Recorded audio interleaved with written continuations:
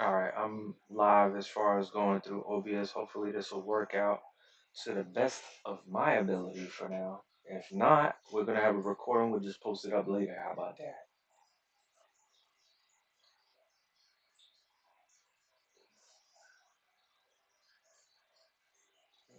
Mm,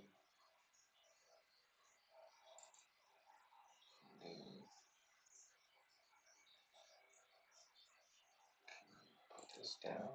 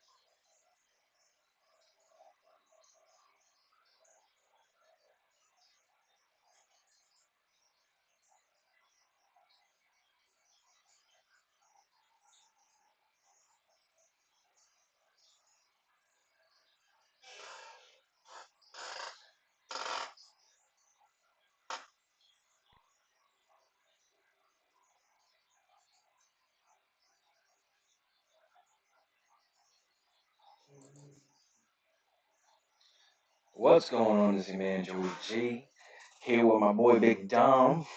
About to start off first episode of Beer, Convo, and Family. Dom, let them know what you about, what you do, where you from.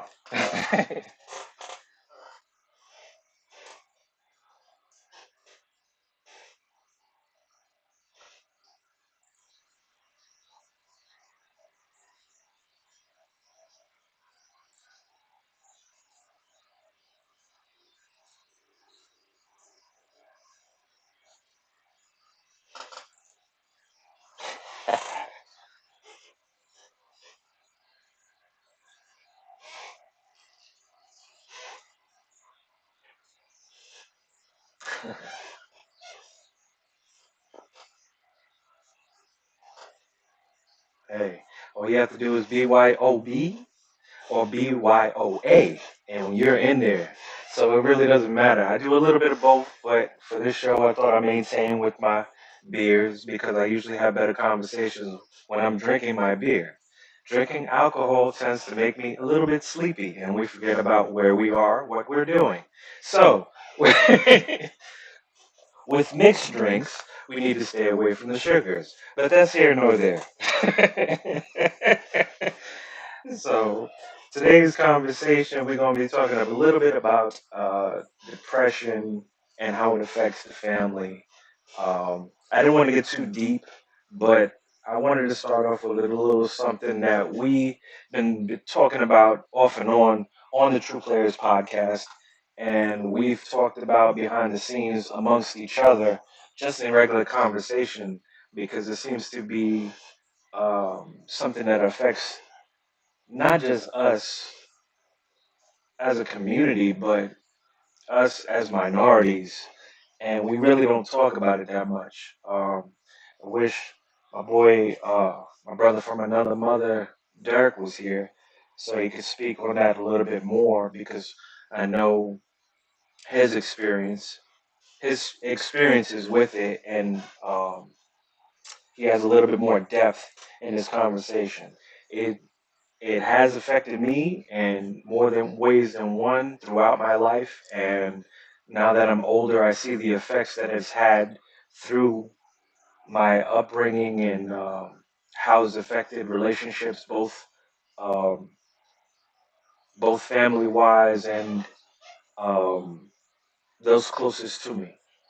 Uh, but we, I've learned over the time that we have to talk to somebody about the things that we're going through, and you can't really do this on your own. This is not one of those situations where you could do it on your own and doing it on your own will either create more problems for yourself,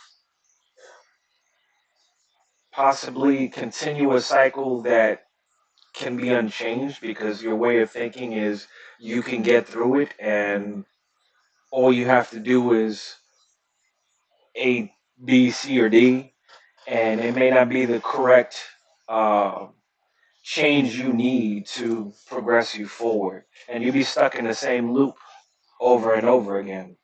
A lot of people that I've known throughout my life that had, um, I'll say, criminal charges and things of that nature is because of a small decision that they made that created a bigger problem that trickled and just became a bigger problem.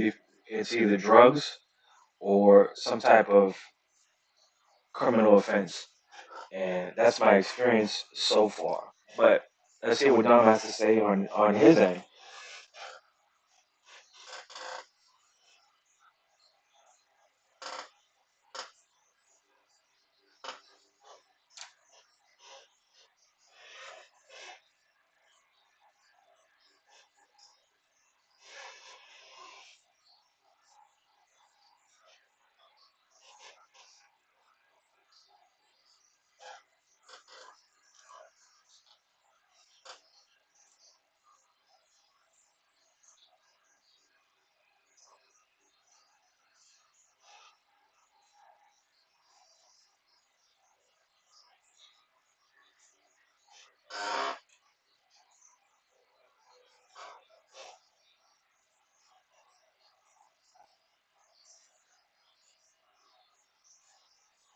Yes. They have to be credible.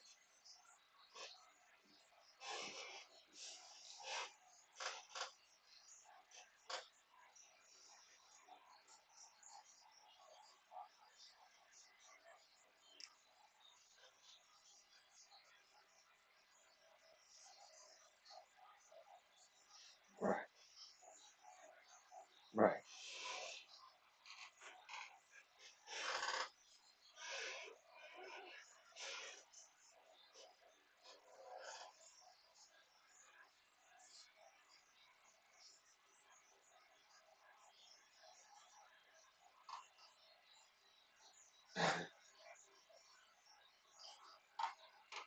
True.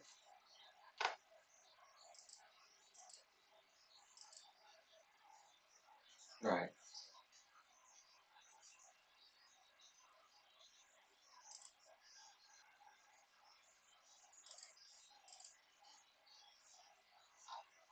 True.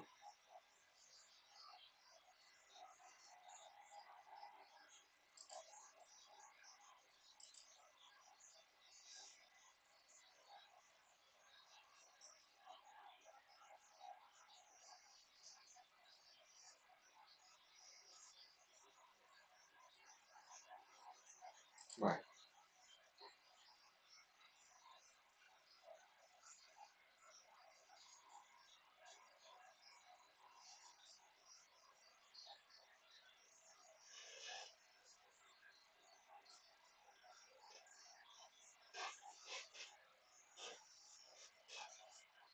So basically, what you're saying is they have poor coping skills. They have poor coping skills. I mean, if you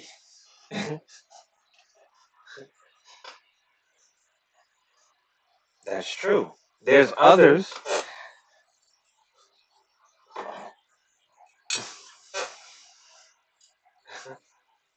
There's other coping mechanisms between this, cigarettes, alcohol, drugs. I mean, there is coping mechanisms.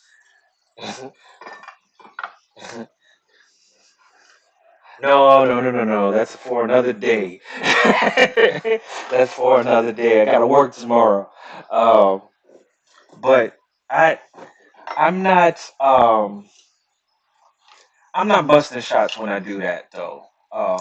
My my coping skill for a long time was alcohol. Alcohol was my coping skill.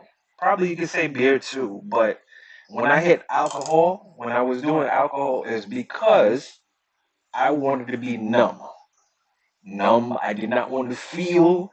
I wanted to be giddy, giddy to the point where I could almost be in a fantasy world of everything is Disney. Was that reality? No, it probably wasn't, and people probably had a hell of a time behind the scenes laughing at me. Whether it would be the stupid things I said, or the stupidest things that I did. Now, there's the other part of that spectrum. Those that were affected by my actions, those that I recall, and those that do not after I blacked, because there's a point where you black out and you have no recollection of what you have done. All you know is you wake up the next morning and everything is seems to be intact, but people are looking at you funny. I had one instance where somebody was like, "Do you remember what you said to me?" No, straight face. They're looking at me like I had two heads. Basically, like I cursed them up and down, read them their rights, and was just like, "We good. Like today's a new day."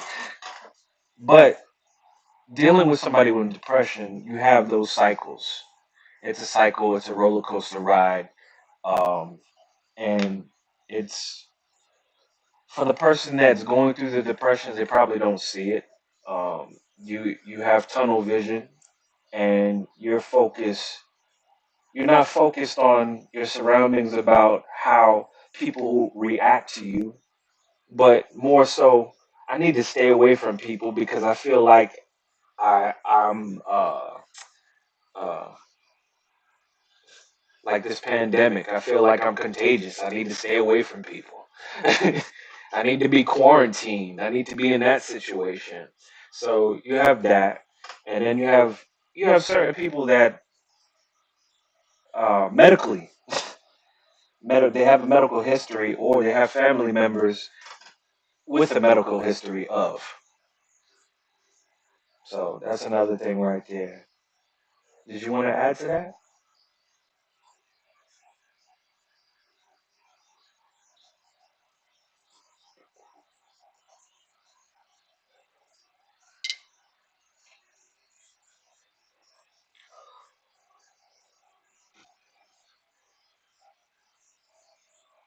Oh, that's generalizing.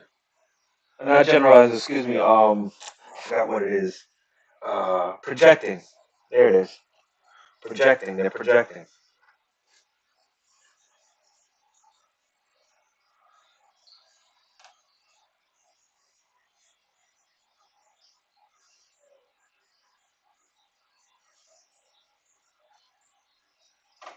Right.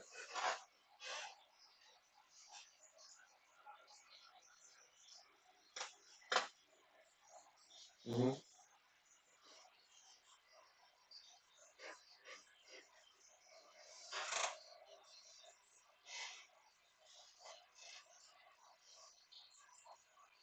Right.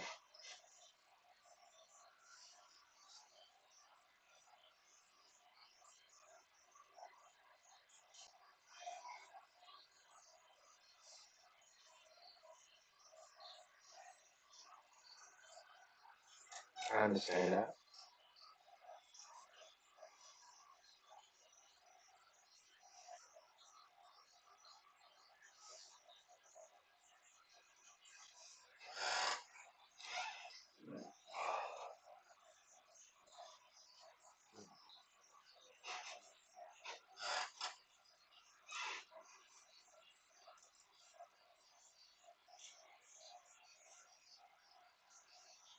Right. You didn't. You, you didn't get to see the behind the scenes of how they made things happen and how they move things.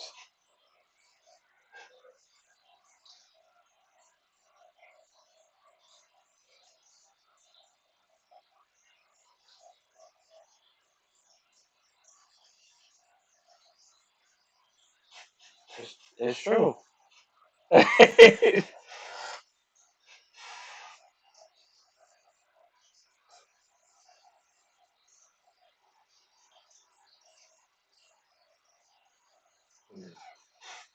can understand that. And I can relate to that. I I was I guess you could say I was stubborn as a jackass. I was stubborn as a jackass, but I was strong as far as what I was able to handle. So being that I knew whatever came my way, I knew I could handle. I felt like whatever life threw at me, I'm gonna take it head on. In the back of my mind, my rationale was if my father that raised me, because my uncle Julio raised me, um, as my father. Um, whatever he went through in his life to get to where he was, to get a house, to get a car, a job that was stable for 25 years and retire and have a house of 7 people to take care of, including himself, and make all that happen. If he could do that, coming from the Bronx or the Mount to the Bronx, then to Long Island, then I should be able to do something similar. He gave me the education. They put me through school. They had a roof over my head. I got the clothing and everything like that. I mean, my discipline, my disciplined life growing up was very hard. People in school knew that. It was very hard. Uh, military minded. My disciplines were more so like boot camp, and I got through all of that. And this is not dealing with my younger years where I was in a shelter and I moved from one family member to another family member, from my godmothers to my other uncle, from my uncle to my uncle on Long Island, where was my final stop in a steady home with a roof over my head, with my 4 cousins, um, all girls. Damn it, man. Um, and I say that because being the only boy, there's being the only boy and not being a child of the family, you're always a little bit outside the box. Whether intentionally or not intentionally, you're always going to be and one. You're always going to be that in that situation. So with all that animosity growing up and everything like that, when it came time to, okay, we're almost finished with high school, what you going to do? And it come down to the point where you have to ask the man of the house if you can stay there, or you're going to try to fend for yourself. Stubborn ass didn't feel like asking any questions. He felt he could do it on his own, so he walked out the door, never to look back. Now, it wasn't a good decision. I wouldn't advise it for anybody to go through the same situations that I have gone through. But I put myself in those positions, and like I said, it was the way I dealt with the situations and not dealt with the situations. Because had I had a lot more conversations, people would be more open and receptive to what I'm talking about. I guess that's one of the biggest reasons for doing this podcast. Is a lot of people, even the ones I went to school with, have a certain perception of me, and they don't talk to me. They only assume because I don't talk to them.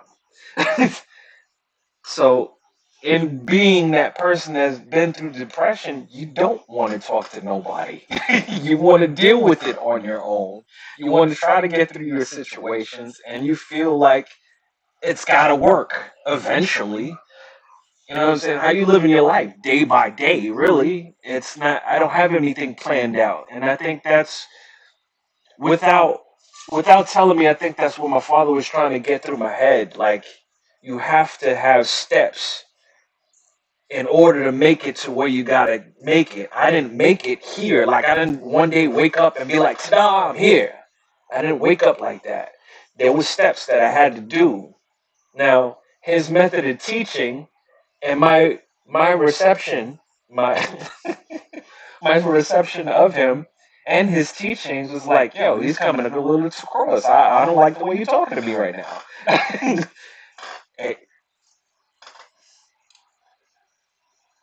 Yeah, he's very coarse, but loving. See, that's the thing. People got to look past the facade of, yes, they want their respect, they demand their respect, but at the same time, if you really pay attention, they love.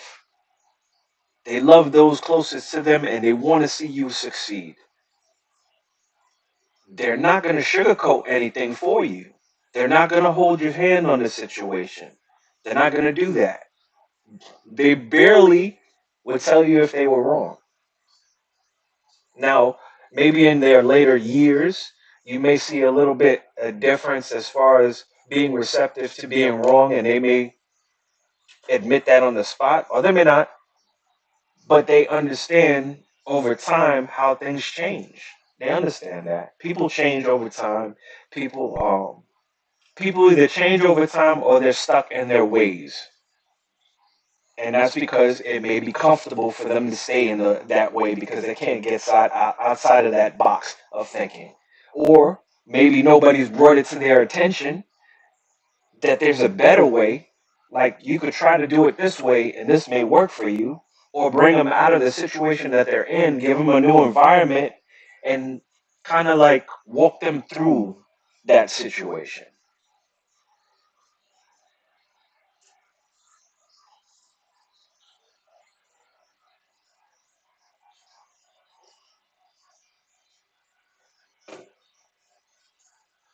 Hmm.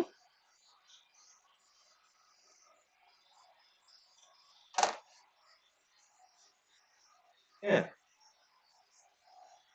Yes.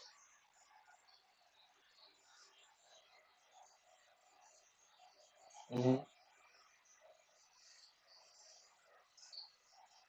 Right.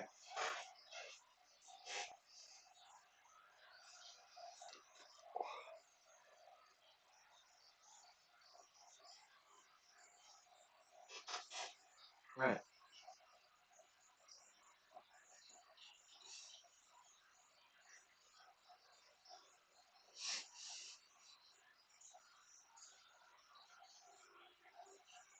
Mm.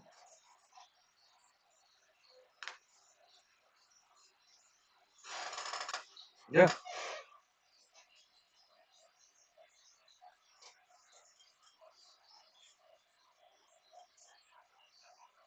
Hmm. Hmm.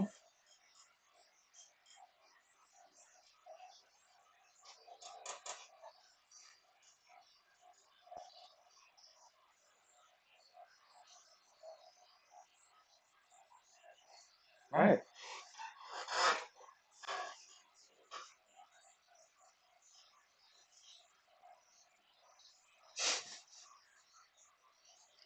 It's not going to be the same effect. And it normally is a personality clash. And instead of instead of being receptive to what a person has to say, they may take it personal and how you approach them in the situation, or the tone of your voice, or who you decided to talk in front of, that may be a play into their reaction or how they receive you.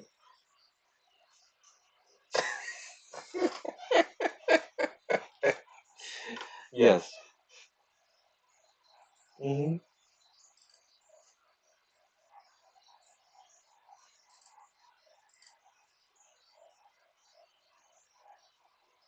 You know what? I believe that. I believe that. Physically, I welcomed any challenge my father threw my way. Mentally, I believe he knew that my mental state, I was just as stubborn as him. I just wasn't as educated as him.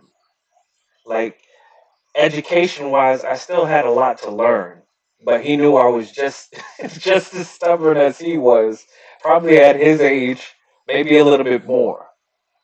So I'll get through this situation. Physically, there's not a situation in this life so far that I've gotten through that um,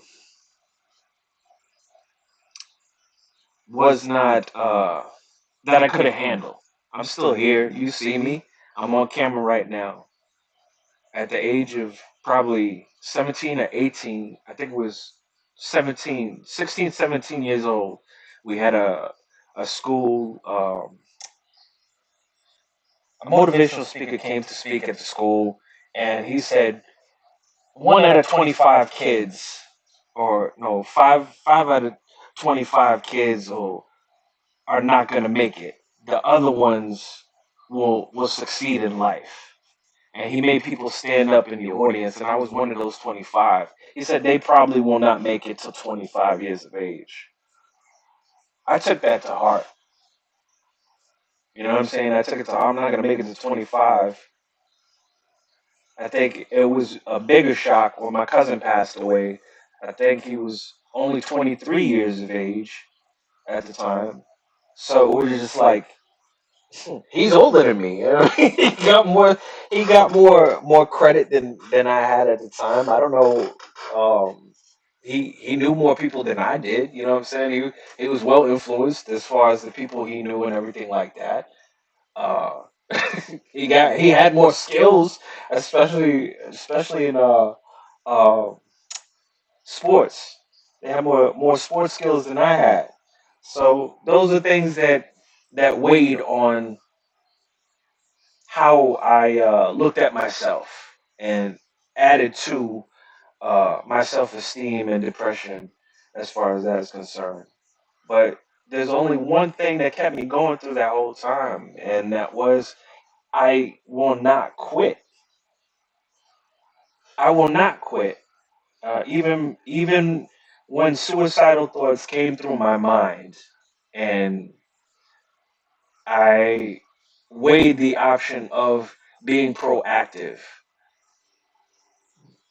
that voice inside my head was like, "You could do it. I mean, but we ain't quitting.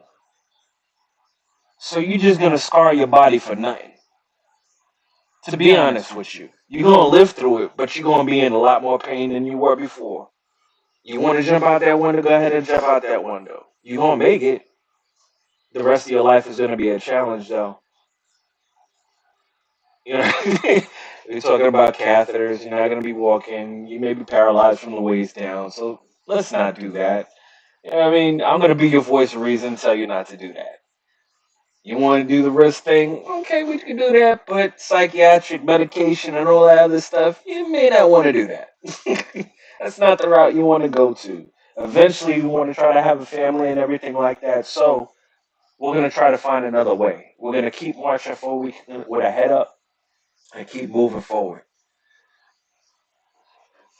Right, right, right, right, right.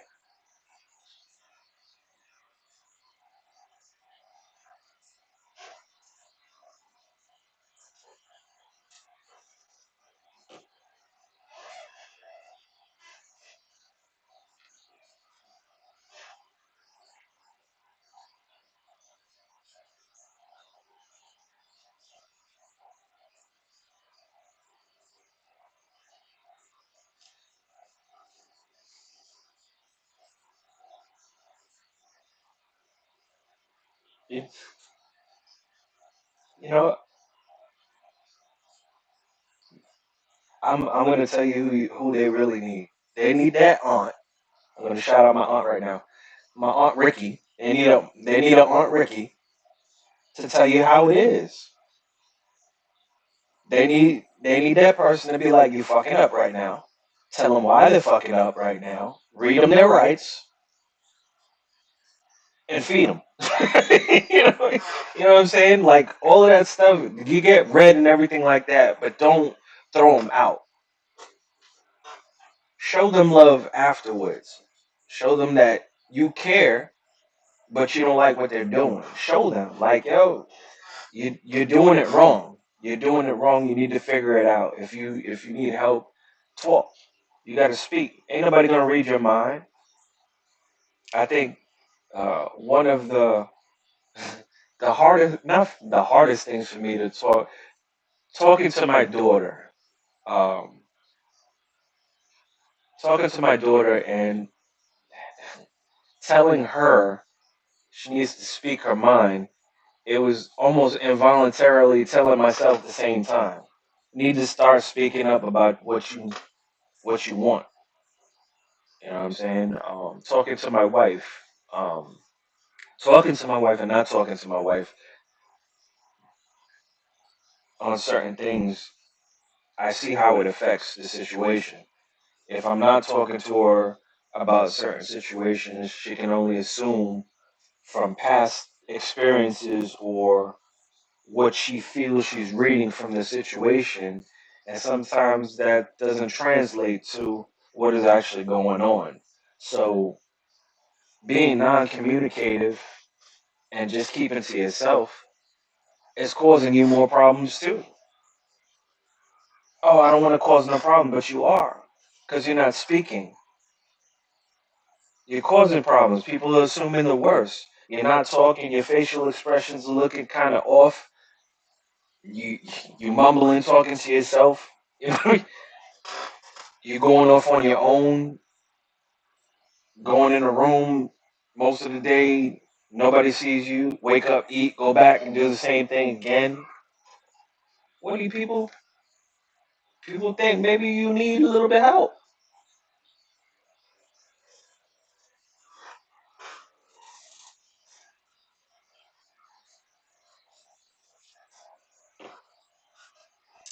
That's a whole different one too. I get that, and I've been there also.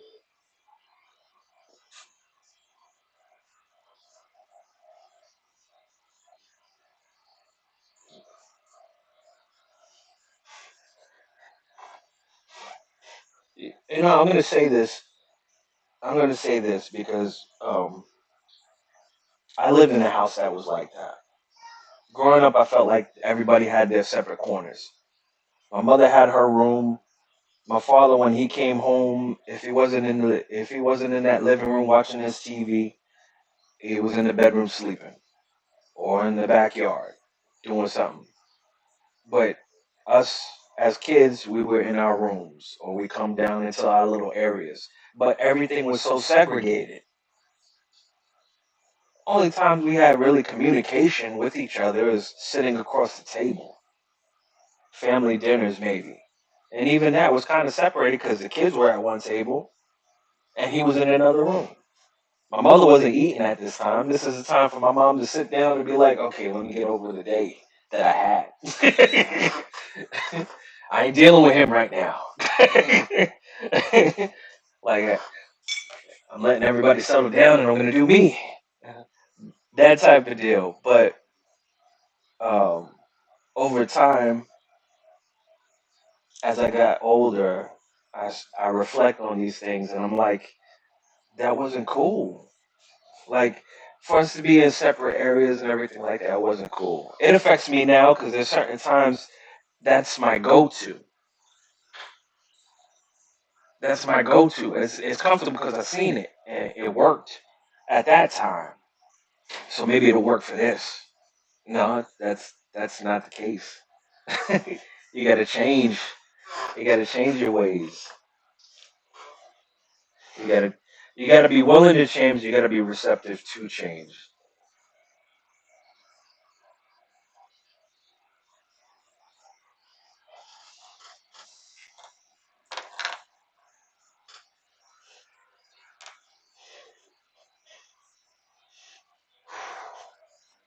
Right. Right.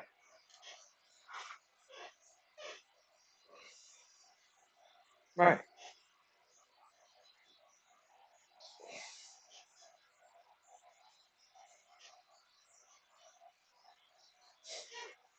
Yeah.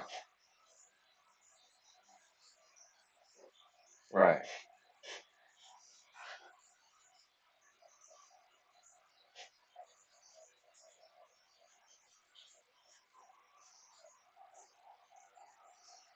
Right. Right.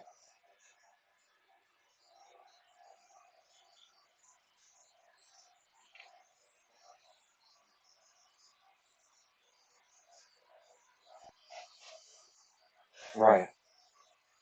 Mhm. Mhm.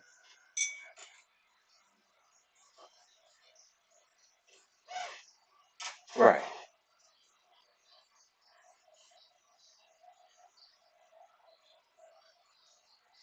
Mhm.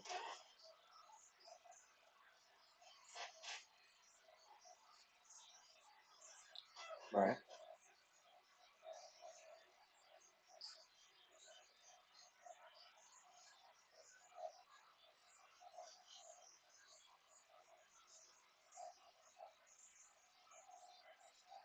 Mm.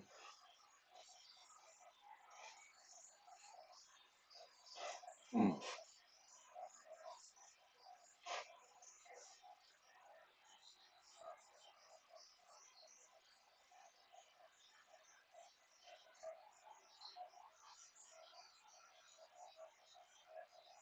Right. Mm.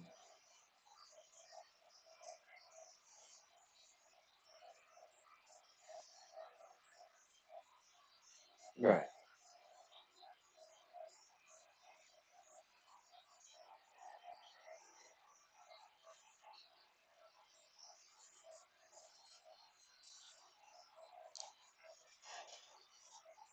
Mm.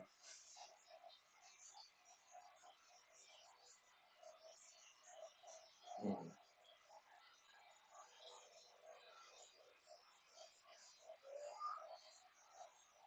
Some people racing for it. Some people racing for it.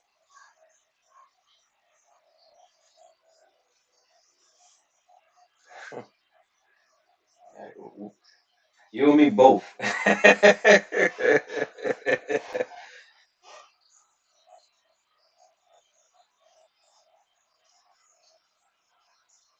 Right. I mean, it's an excellent example to have of what you should obtain in your life.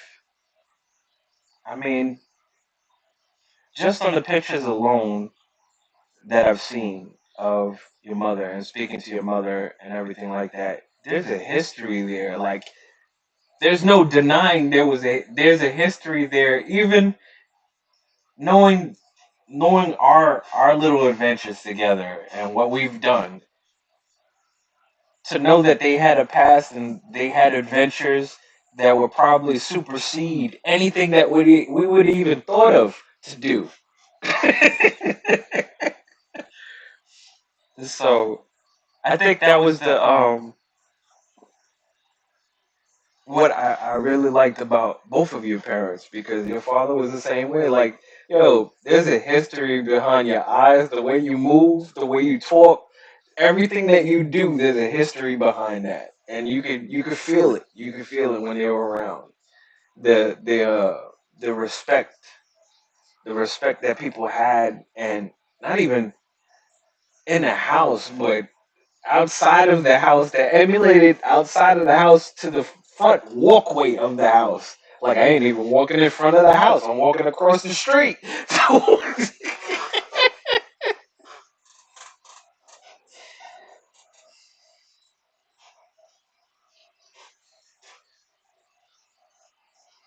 I did not, bro. I did not. Like, how many people came to the house was like, oh, the car's here, we gotta go. Like, it was not like, oh, we just gonna wait for him to get out the car, and then we no, he's pulling up in the driveway. Oh, we talk to you later. See you tomorrow at school.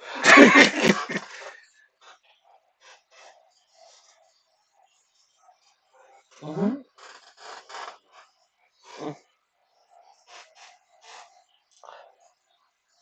Right, right. Hmm. No, it's it's not the same housewarming, if you will. It's not the same housewarming where it's like, welcome. You know what it is? Like, we'll treat this house like you would treat your own house.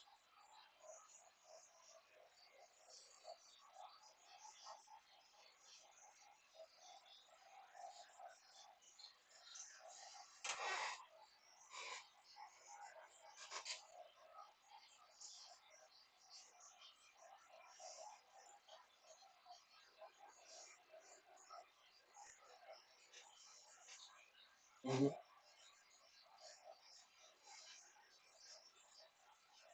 Okay.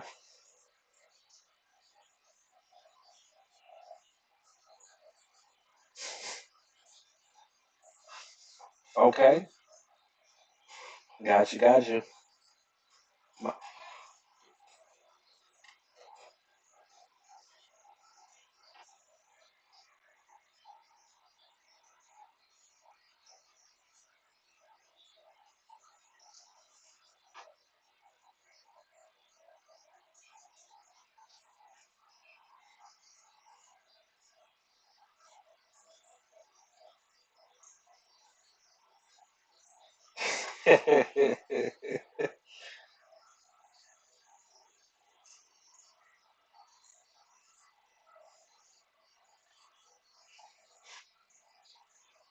Yeah.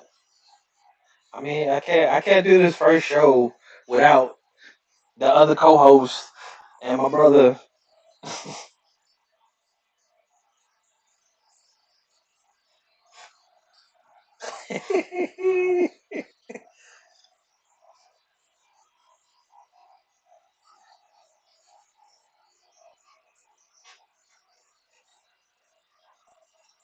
Mm, no.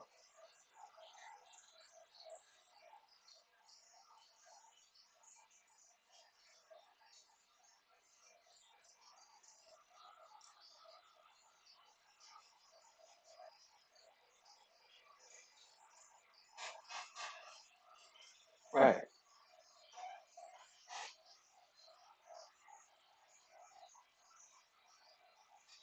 Right.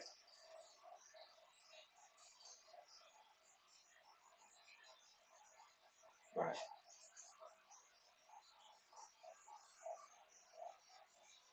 Right. Right.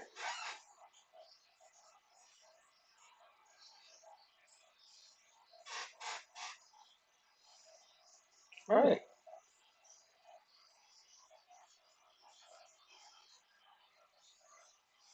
Right. Right. Why should you have that person in your circle? Hmm.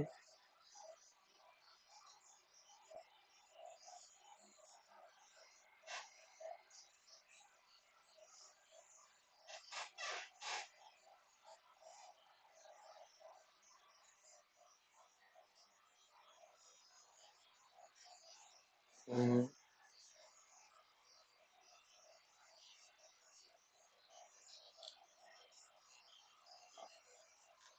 Right. To think and act probably in the same manner.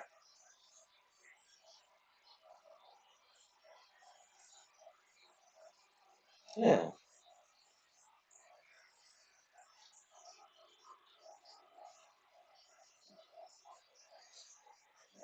But I want to say that's an American upbringing. It's an American trait or upbringing that you learn over time. Trying to deal with popularity and trends and all of that other stuff. You fall into that. You know what I mean? It's not. I don't like to say that people are born into it. I think it's a habit that people develop over time, and it just becomes a part of their personality because they sway in and out. They sway in and out because I could guarantee you they probably wasn't raised that way. They probably wasn't raised like that. The people around them probably weren't like that. That's something they developed with new friends, with new ways of thinking that weren't like your old friends, but you wanted to fit in. So guess what? That became your trait too.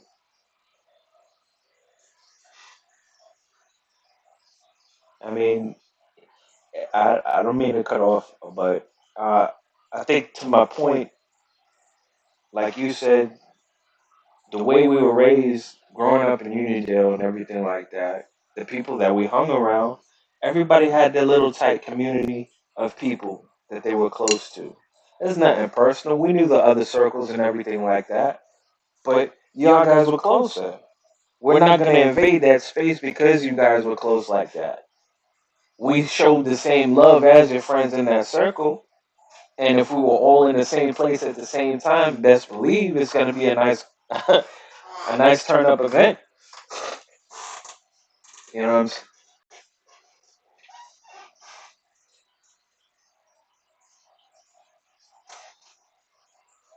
Yes, we did. Where not just our class, the class, three classes ahead of us and three classes behind us. Now, how is that? Like, I want to see that same thing with the kids now, or the generations up until from this point now all the way back. I want to see how many generations actually had that.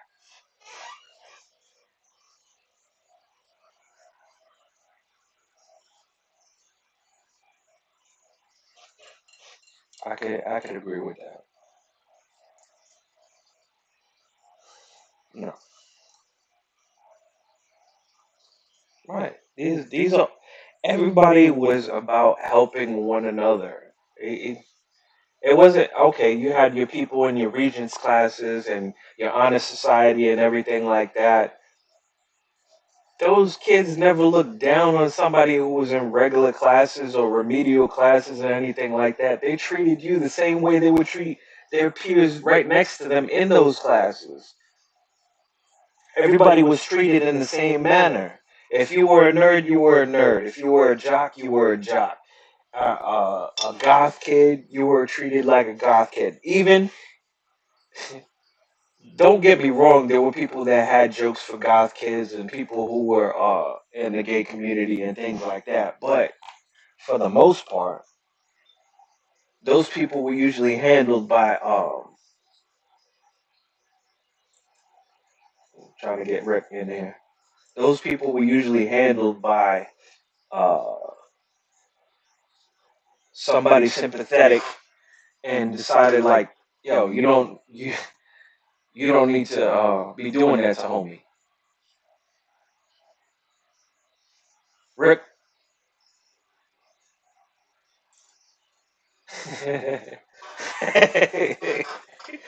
you always in the building. You in the building. We were talking about how we grew up in Uniondale and how if you had like a goth kid or you had a nerdy kid and somebody was picking, making fun of him or something like that, there was always another kid that'd be like, "Yo, stop messing with homie. He's cool."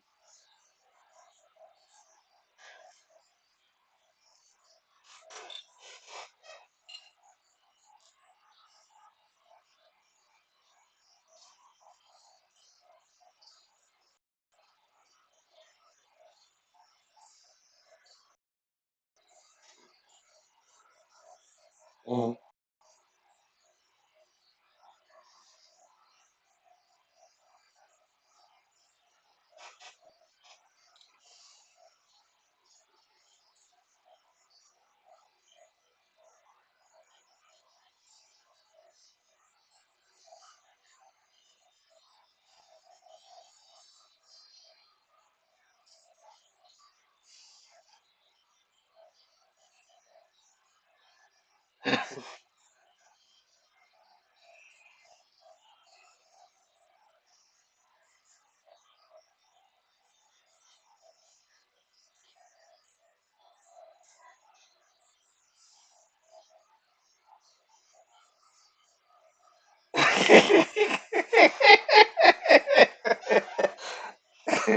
Who are you talking to?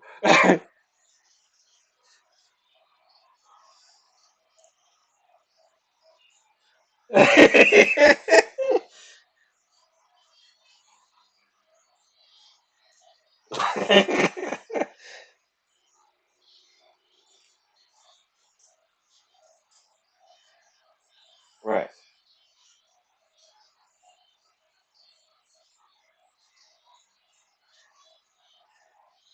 Karoom. Brown.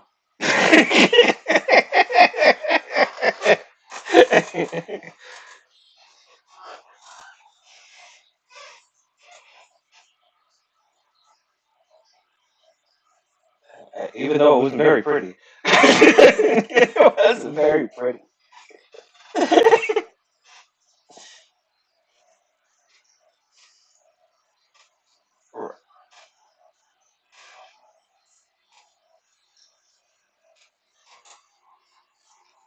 Mm,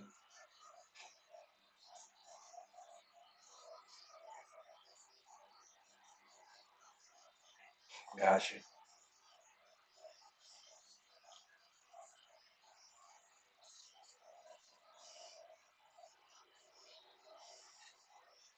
Right.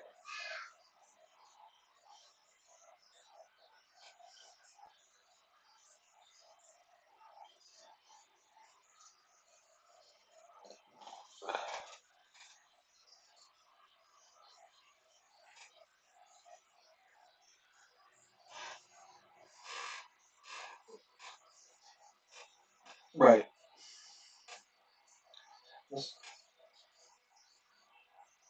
No. I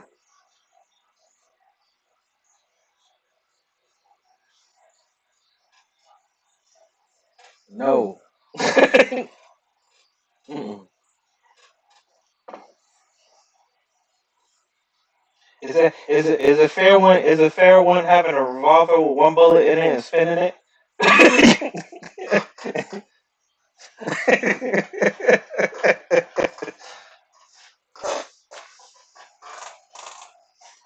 Hmm.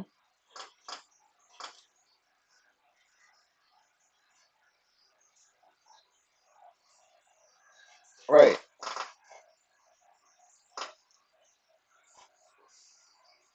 Right.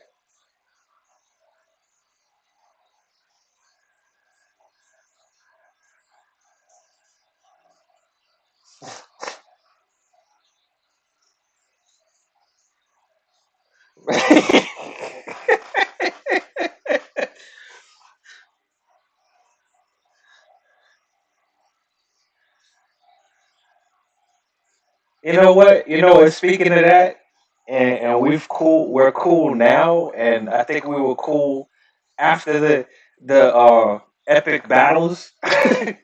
uh, my boy Damon Hall. A little bit of vibrato and a little bit of nothing. It was my crusade from back in the day of trying to woo a girl and knowing that he was uh, somebody of the past, so I wanted to be the present, and it was just a clash of titans, a clash of egos, I should say. Now, this is what I learned over the years, and I learned from that. Never assume that you could beat just anybody. Number one. Number two, we both came from we both came from tough backgrounds. He just had more experience on the street.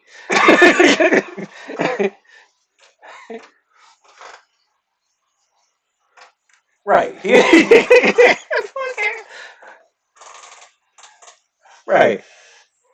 He was trying to do good, and I don't take it from him. I mean, it was a learning right. I mean, he doing his thing now, and we cool. We cool. It's been years. We actually hung out. We worked at the carnival together. We used to walk back and forth from junior high school together. So we squashed it somewhere after our bouts. Somewhere after our bouts, we squashed it, and we were just looking at each other like, "Yo, what was it about? I don't know." But we moved on from it, and it was just like a mutual respect. Like you would scrap, and I would scrap, and we just had that understanding. Like all I wanted from the situation was respect. That was it. I wanted him to respect me, and eventually, that's the outcome that I got. Now, the reason why we pulled you into this podcast, and I have to get back on task because I love the memories and talking about things in the past. But we're talking about depression and how it affects the immediate family or those around us. I wanted you in this conversation because I know personally what you've told me about what you've gone through and everything like that. But I wanted to make the people that are watching this or probably future listen to or watch know the different perspectives.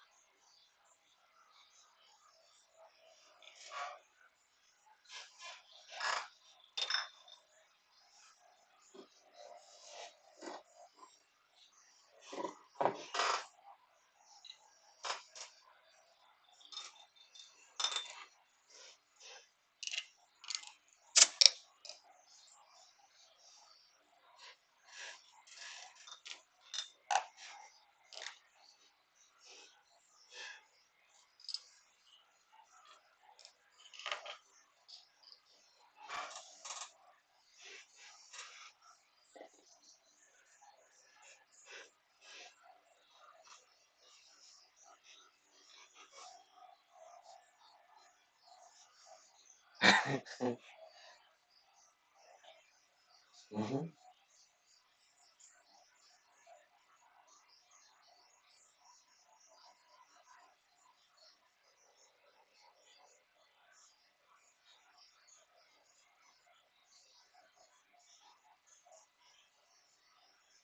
Mm.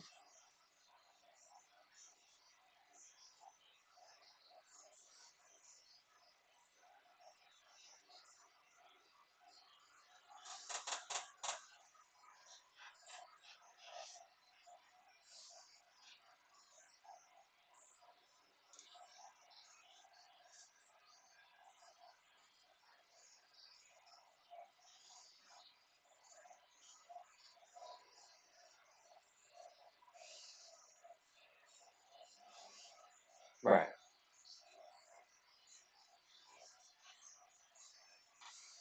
Hmm.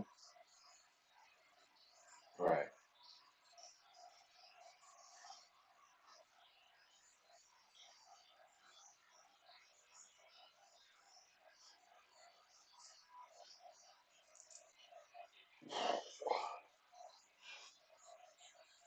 Mm.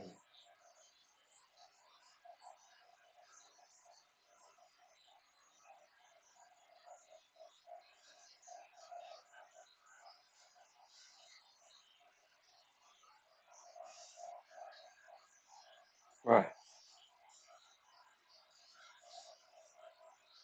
Right.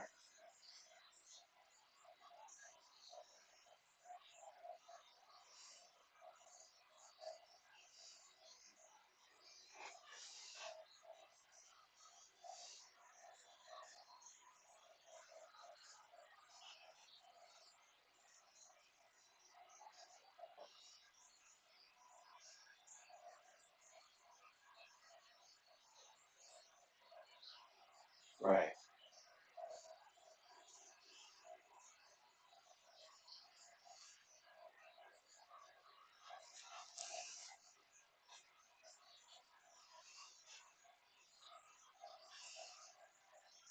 True. True.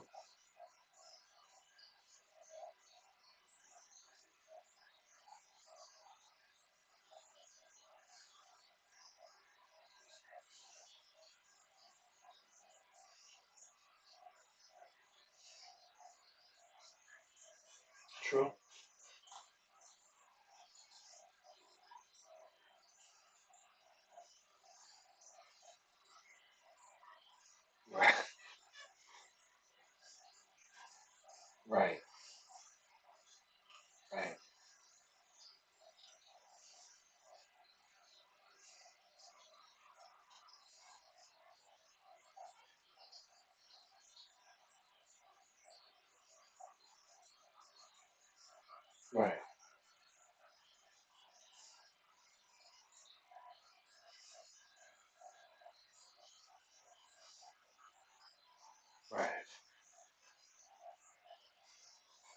Yes.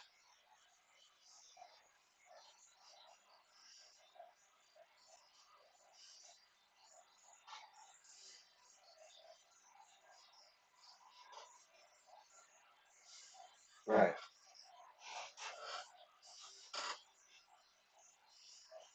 Right.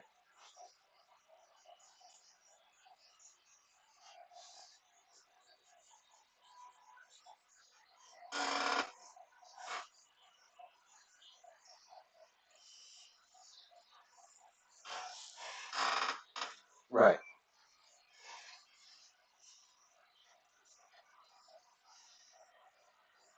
Right.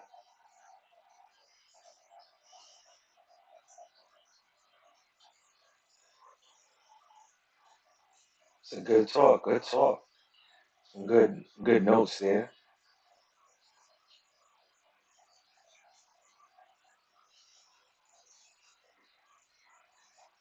I told you this would be a perfect segue to have him on the show was to talk about this because the perspective that he has, he's talking about. I want to say what I've received, and not a problem, not a problem.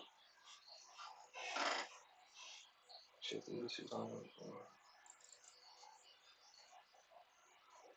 oh, you good, you good. My bad. um,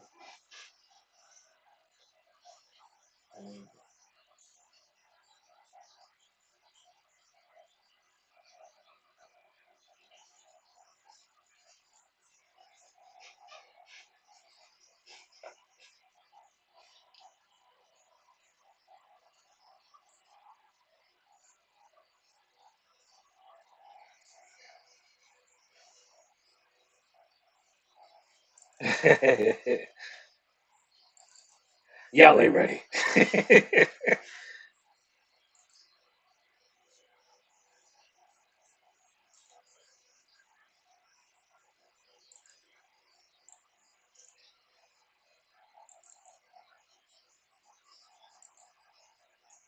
Mm,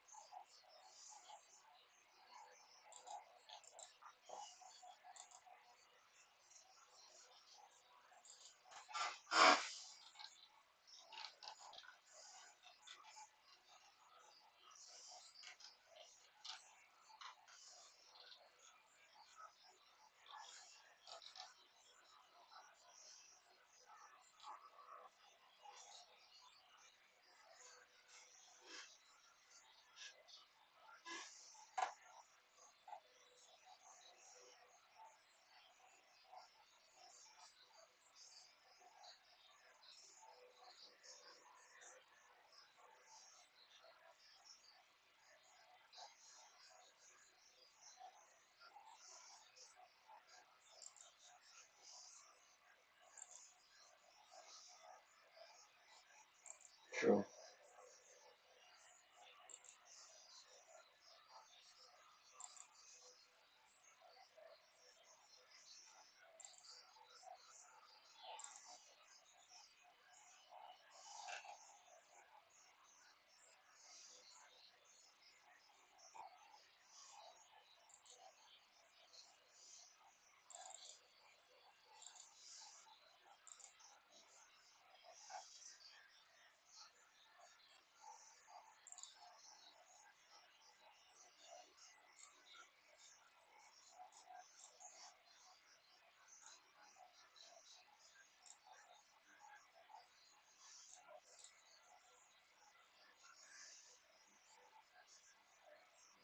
Hmm.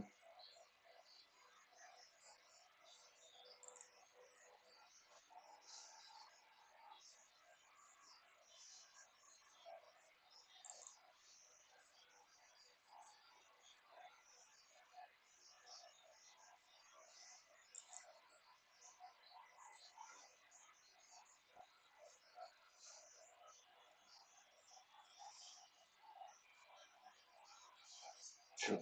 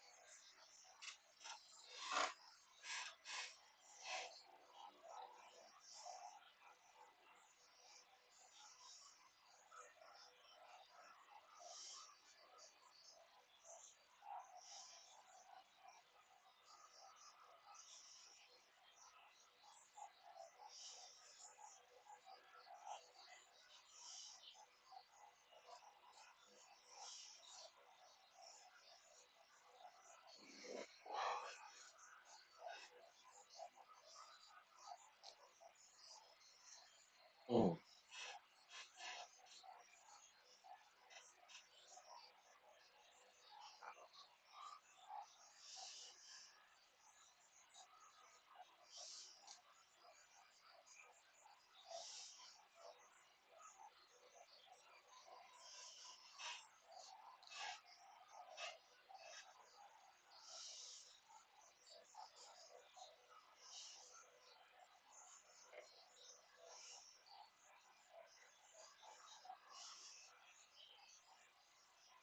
Right.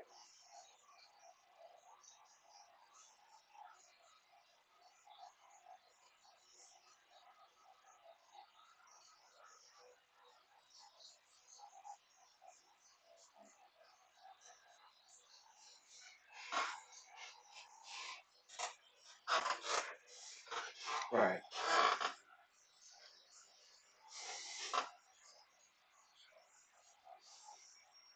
Right.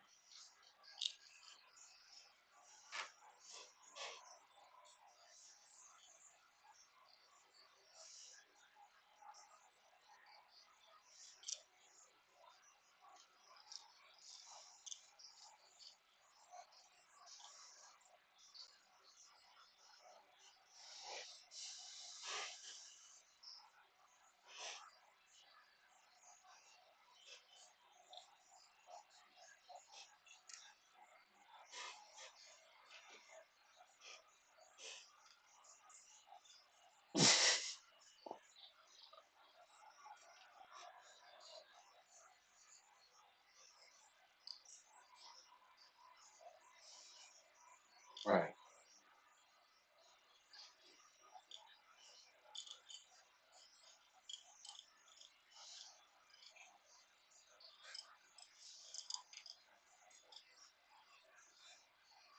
True.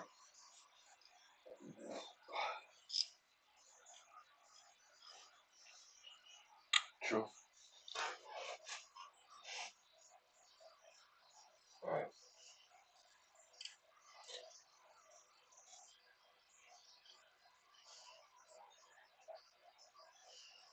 Right.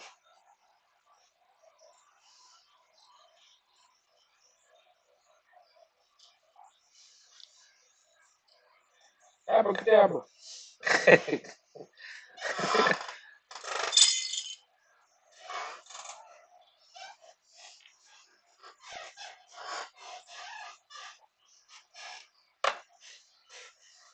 Right.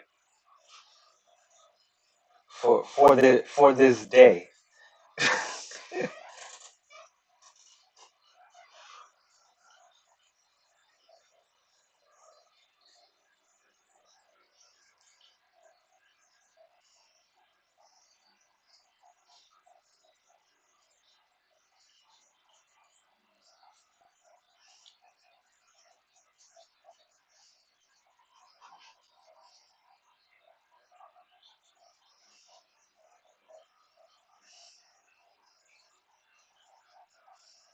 Right.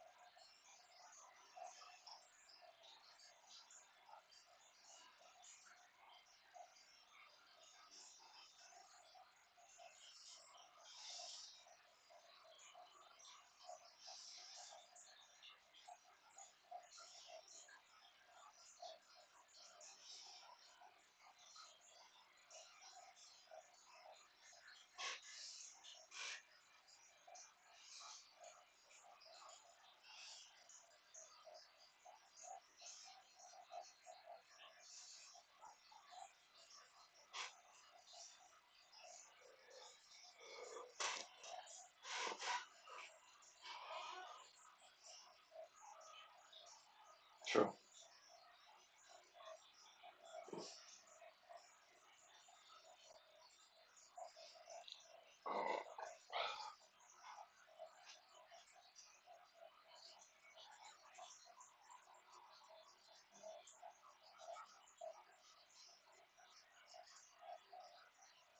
Right.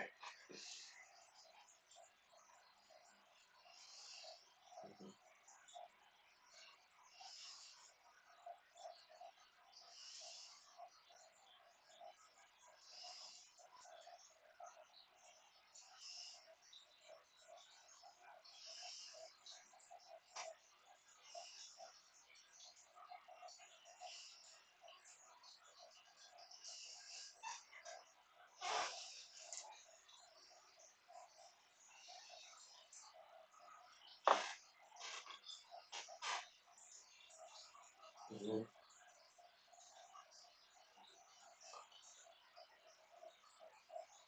True.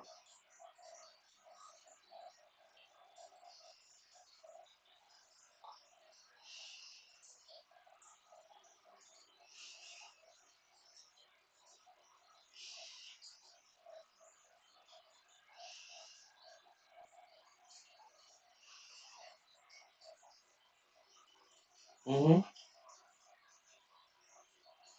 True.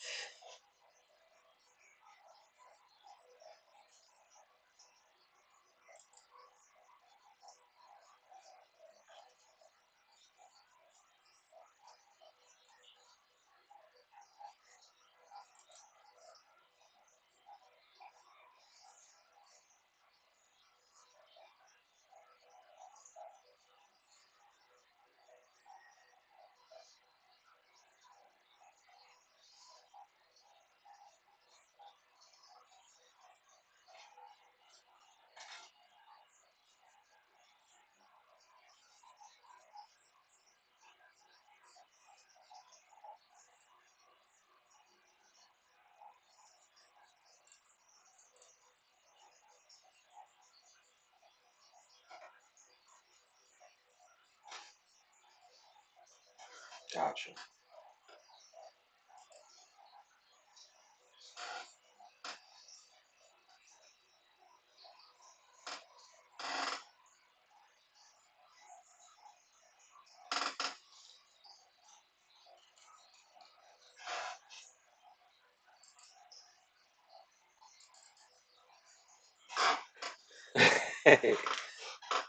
Right.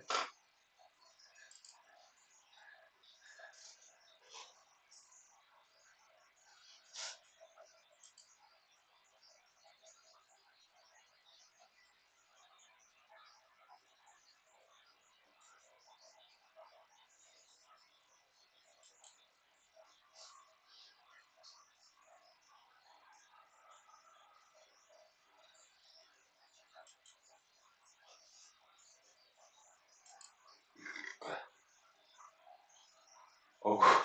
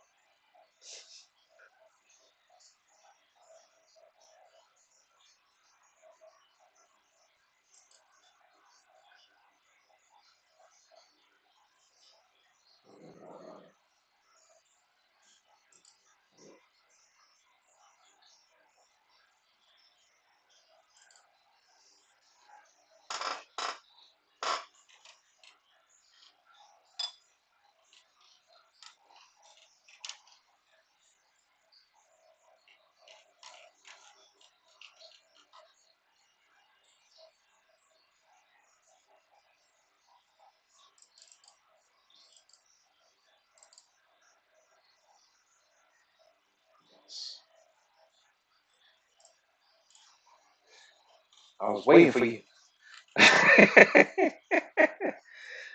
You know, when I was going through my little episodes when I was in Jacksonville, Florida, I like to say when my hemorrhoids were flaring up. Um,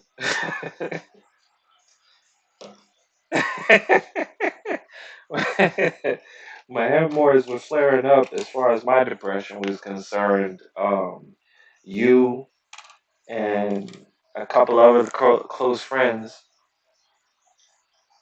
reached out, and you guys turned out to be my support system going through my episodes, and it helped me a lot.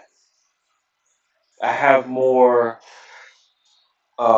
appreciation for what you guys were trying to do then than I did at that moment going through those that time because I wasn't receptive to what was trying to be shown to me. Even though in the back of my mind I may have uh,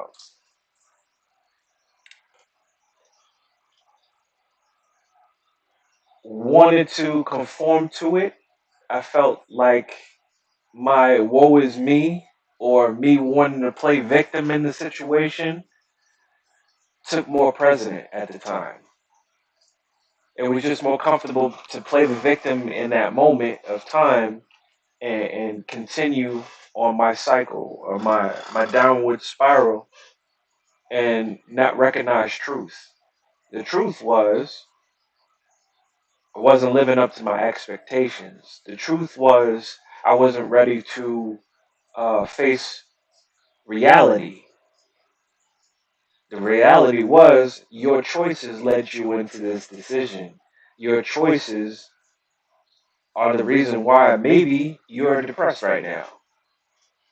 It's not a clinical depression. It's more so that you decided to do that, which led to this. Now you're singing "What Was Me," and you're reaching out for people who are in a better position in life. They got their things together for them to scoop you up like Superman and take you someplace. That's just not reality. That's just not reality. That's just not how things work.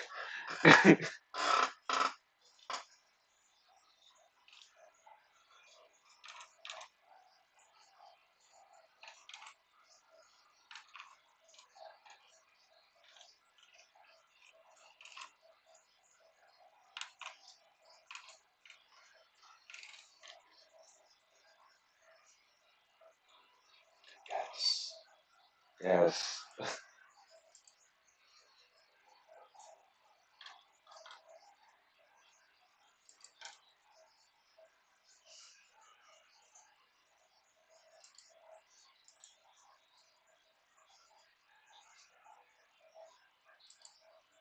True.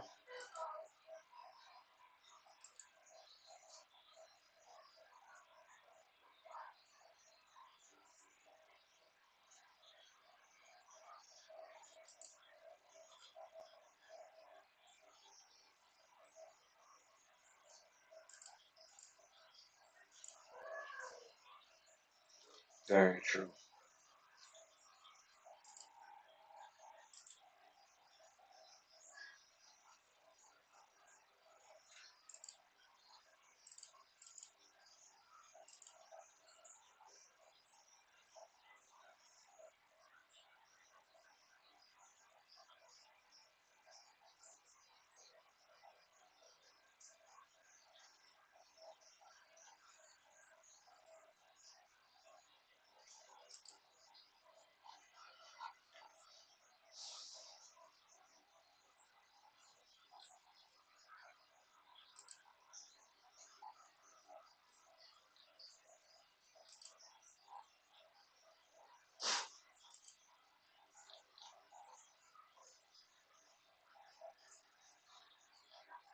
Right.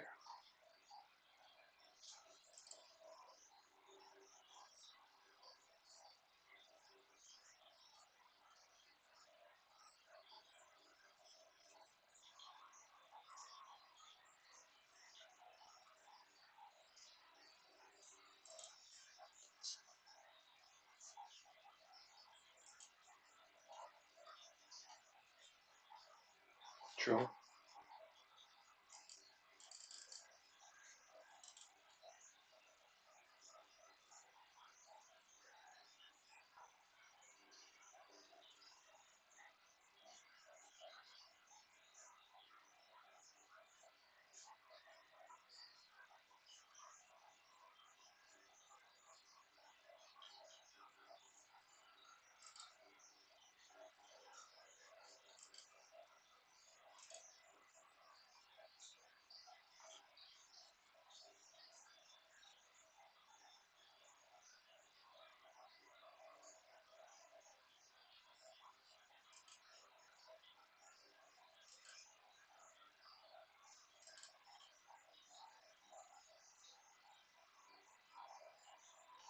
Mm.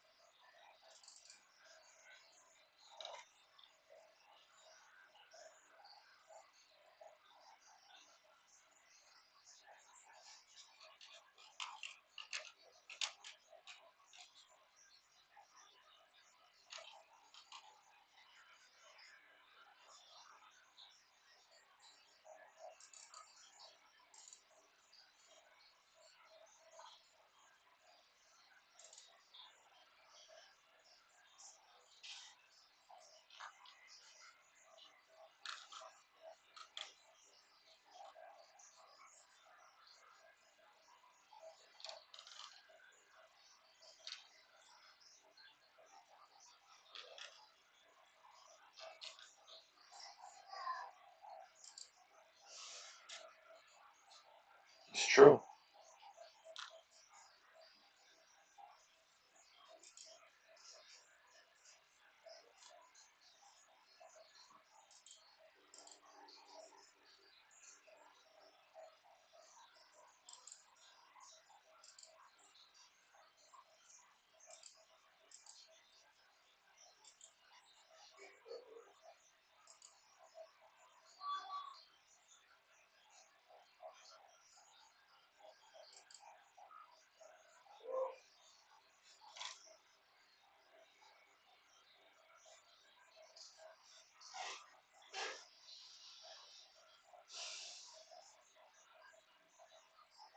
Mm,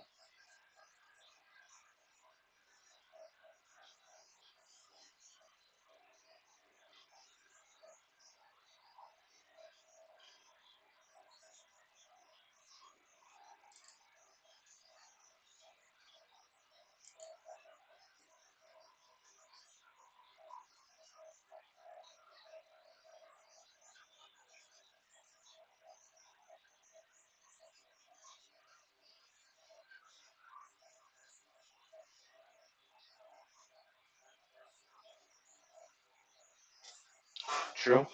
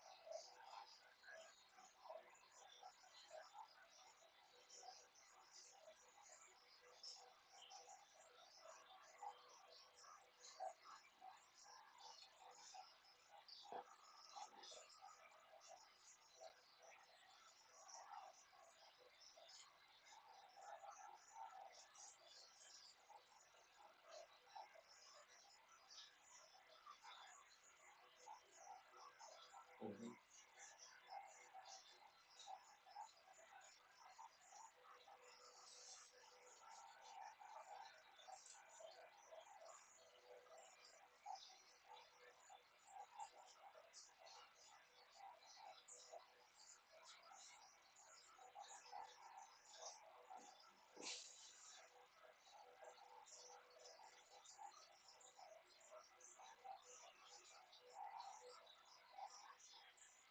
Mm,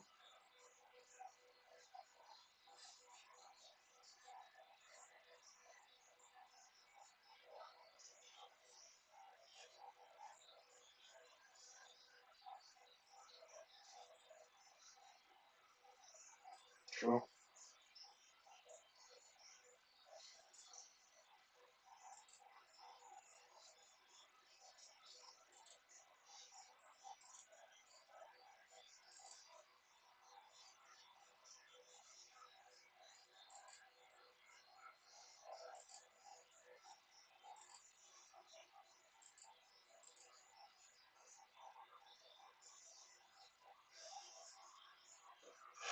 Mm,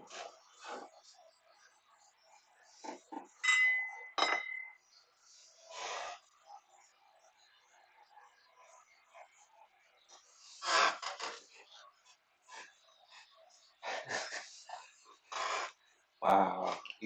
You're speaking from my mind. You're speaking from my mind's conversation with me. That perspective that you're speaking right now, I've had this argument with myself numerous times because yes, and I had to put my wife onto this because a person's perception of what you're going through and their disappointments in what you're capable of doing doesn't hit you as hard as your internal voice voicing the same opinion of you in expanded volume because the inner voice speaks a lot louder than anybody else around you.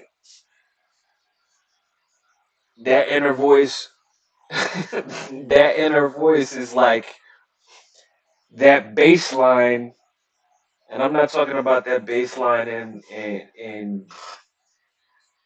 some '96 rap music. I'm talking about that bass testing music that was put out to test the levels of your speakers, busting windows and all of that. It's deeper than that. It's deeper than that. Those frequencies speak volume. They can hurt you. They can make you sick. They can render you mo- powerless or motionless. So what you spoke, what you said, D, that that right there is the reason why people people hurt in depression. That's why people stay in bed and don't get up because that voice is so prominent. Listen, you telling me to sleep, man? I'm going to sleep. I don't think there's nothing for me outside. I'm not getting up. There's nothing outside of this bed and this pillow and my blanket. I'm good. When we wake up or when we decide to wake up, everything should be good. Tomorrow, not today. The flip side of that is we're not promised that tomorrow. The flip side of that, we're not promised that tomorrow, and we're always taught to look towards the tomorrow like the tomorrow is gonna be there, but we're never taught to seize this day, to seize this day. Yeah, we're never taught that, and I feel like the most successful people that've made it is they live for this day, and in the term that tomorrow they'll either be one step ahead of everybody else or two they have another thing to accomplish. Like somebody like 50 Cent, because I recently read one of his books. um Coming from the background that he's come from and the life expectancy of what he did in the street, um he only progressed through that situation from evolving. If he didn't evolve and change his methods and keep going from that point, then he would be an afterthought. You know what I'm saying? And it's, I think I'm just trying to speak off the progression. If he let depression and everything like that get to him, uh, we wouldn't have another legacy artist.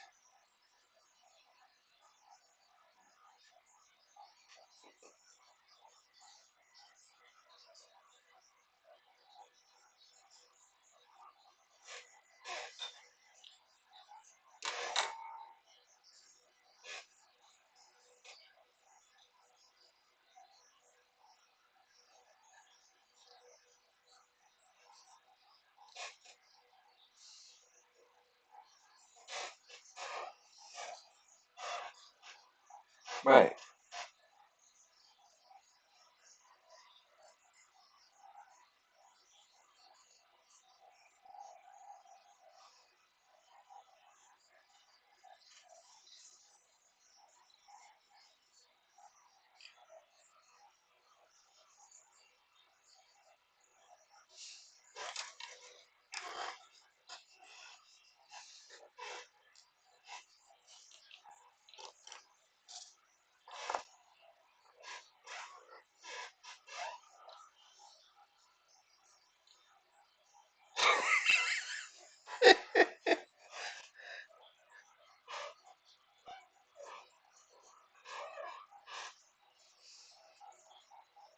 Right.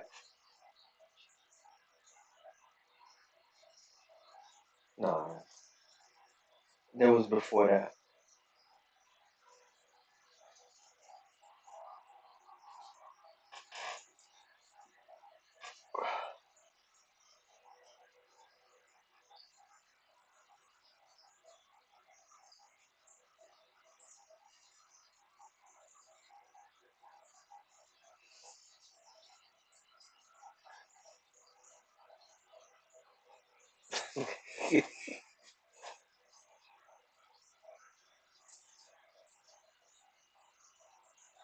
That's also true. Right.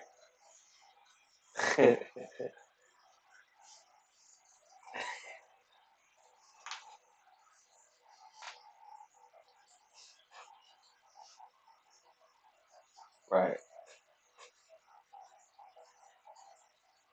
How many prodigies do we have though?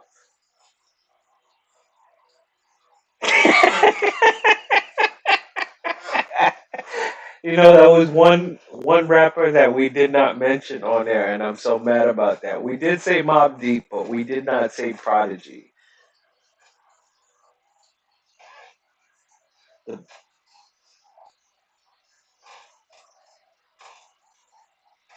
I have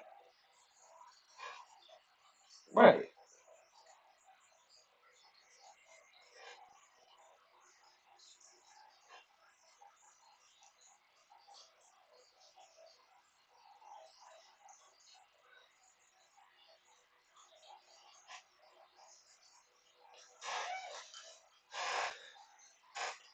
hmm His book is interesting. Also, Prodigy's book is also interesting. When you get a chance, that's a good read. Infamous, I think it's Infamous. Yeah, yeah. Infamous. His book, Prodigy's book, is very good, and it's it schools you on insight you probably was privy to, but it's a little bit more. It takes things to a different level.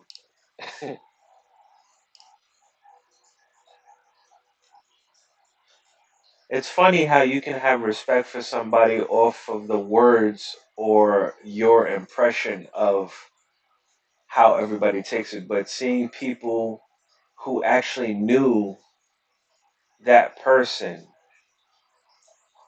it gives you a different impression of them, and you tend to question the reality of the situation.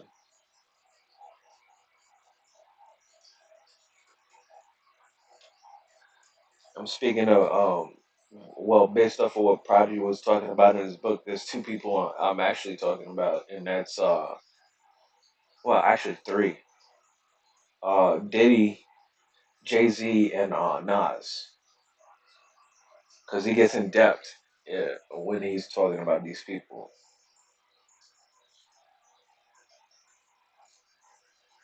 Yeah, but I digress, and we'll have to talk about that in a different podcast. I like the way that we came together to talk about this depression, how it affects our families and um, those closest to us. Uh, they gave a lot of valid points. He gave perspective that we ourselves haven't talked about. When he came in, he talked from his perspective. He gave a different view for others to see and coping mechanisms that they could try to help them get through their depression or battle their depression. Um, support support is a big thing that we need, and find the right support group. Don't have yes men in your corner. Don't have that agree with everything and they still watch you fall and laugh behind your back. Don't do that. Don't do that. Have good people in your corner. um, you'll know them because they probably have they have a good job, they have a good family support system. You know them. You probably don't deal with them on a regular basis, but maybe you should reach out.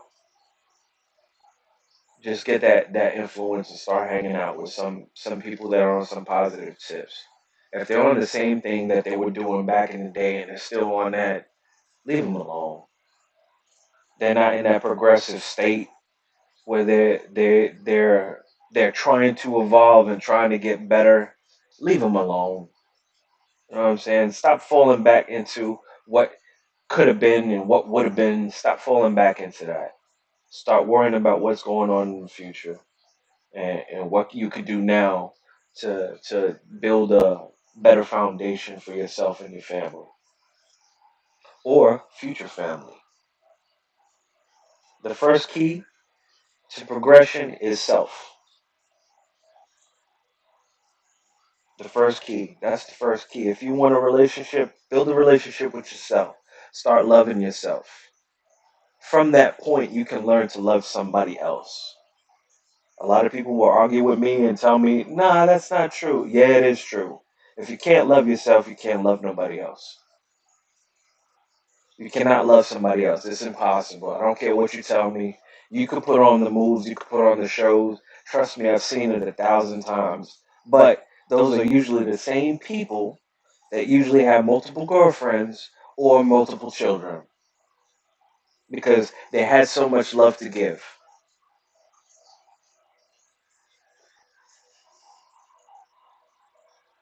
I mean, that's another part of it too, where it and the action. It, oh, I'm not wearing that shirt today. Damn it. Uh, but I am being sarcastic, and at the same time, I'm being real about the situation. Um, I know people that do it just to do it, leaving an imprint, but the imprint that you're leaving so many questions behind. It's not like you living in a situation and you building. It's like somebody just putting up a mural. You don't know who it was from, who you don't know who it was for, who it was from. You just know one day it wasn't there, the next day it was there. Do we take it down? Do we leave it? Do we take it down? Is it positive or is it negative? I don't really know. What was the intention? It's nice. It was a nice thought when it was done. Is it gonna help people? It might help people. I don't know. My point is you can't just go off of impulse. Being impulsive is not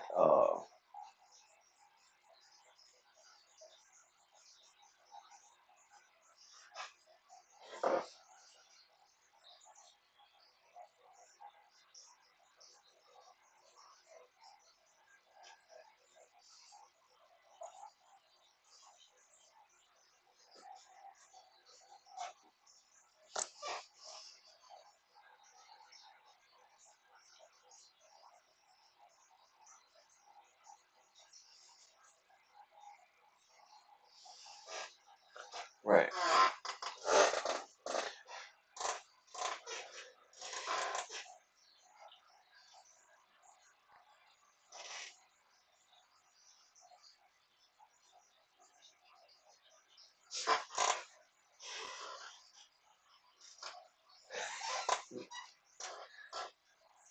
Again, yes.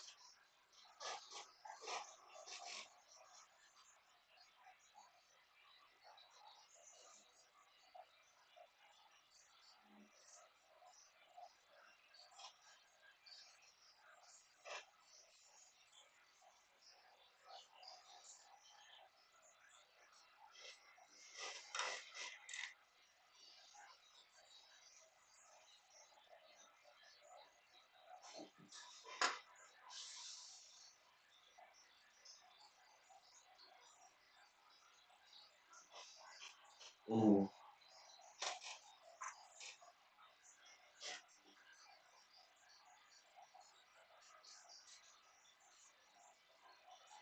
yes.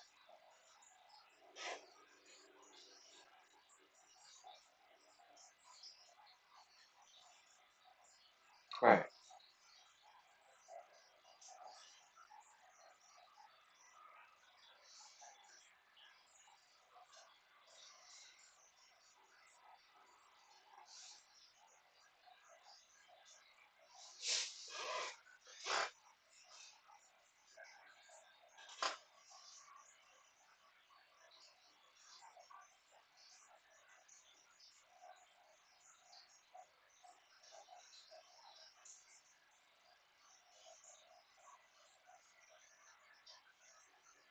Right.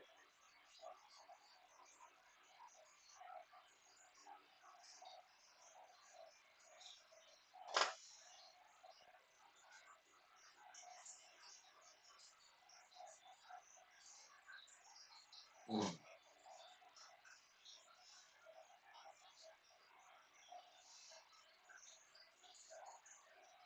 mm,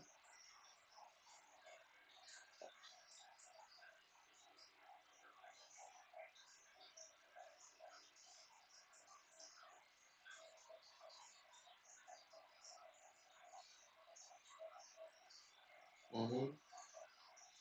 I think we were speaking on that before you joined us on the podcast. I was telling Dom, I said sometimes your silence can dictate people's perception of you for not speaking. You know what I'm saying? They don't know what's going on in your head. They're not psychic. They're not mind readers. They they do not understand what's going on inside your head. So they're gonna go off of maybe what you're showing them, and it's going to remind them of something they've went through or experienced through something in their life, or they're just going to draw their own conclusions to the situation. But you not speaking is causing more problems than actually resolving them. As you said, that speaking or having the communications open, it answers questions, it gives insight. It opens the door for, well, questions that may help to cause some type of intervention or help in the situation. But silence is not key. I said earlier, D. I was saying that even within my own family, my silence has probably cost me more of the relationships of people in my family because I don't speak as much to them. And we're going off of interpretation. If we're going off of interpretation, all I have is my past, all the mess ups, the past and all the messed ups. Right, right. They don't. Right. Go ahead. Hmm.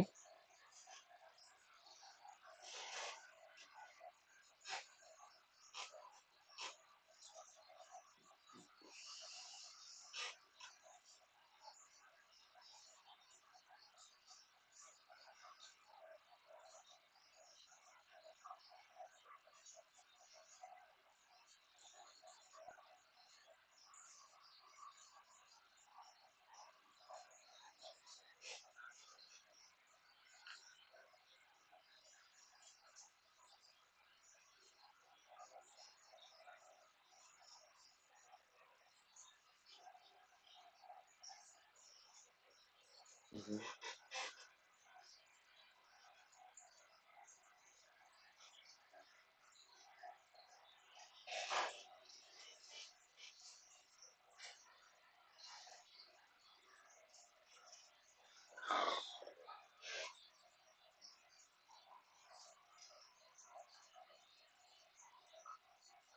Right.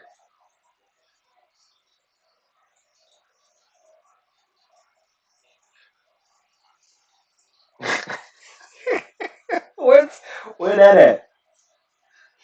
Right. Let's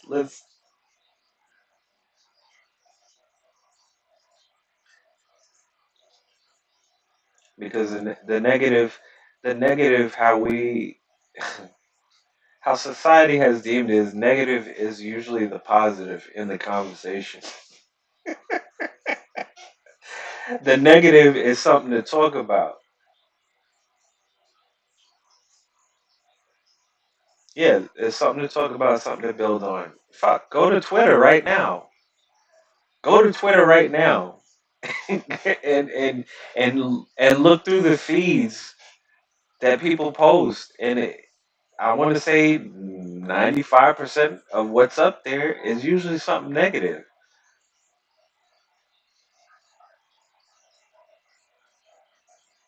Yeah, it's daunting. Is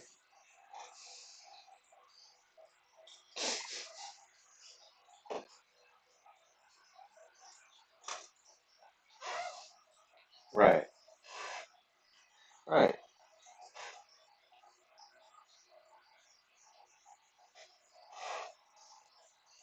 right, right. That's what he does.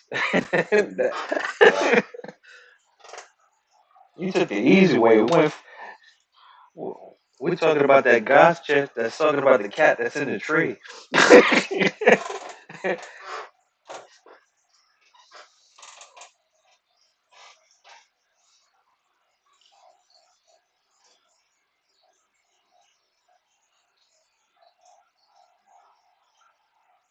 Yes.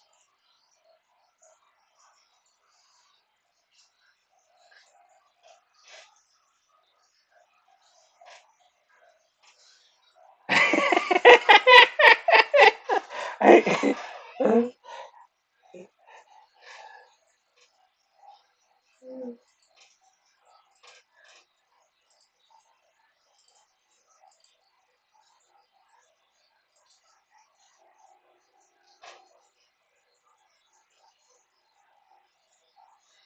yes.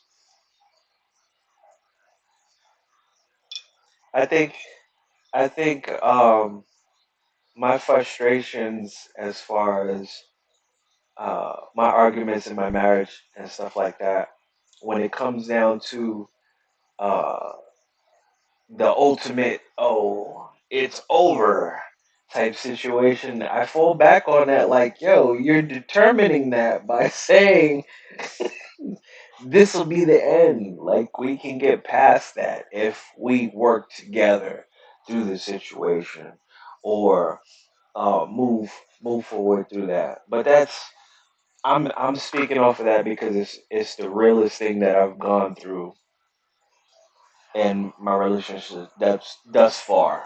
Not to say that we're in that space, but it has been a topic that has come up. But my my thought process goes back to that. Like, yo, if you're focused on that, that is what's gonna happen. There's no if, ands, or buts about that. Right.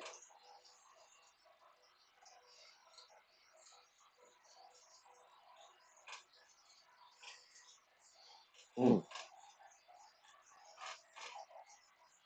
I think I've just recently got into I recently read that book, and I'm just like, yeah, we could have read that in high school and we would have been good.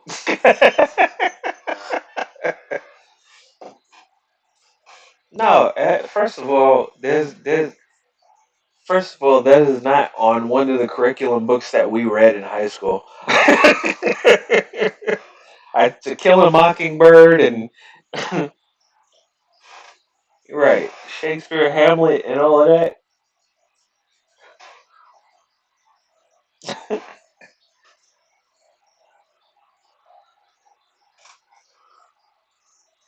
Right.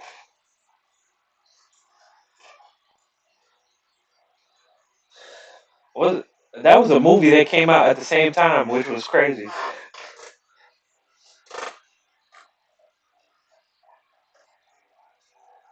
I still like that movie. Don't hate on that. Even the new version.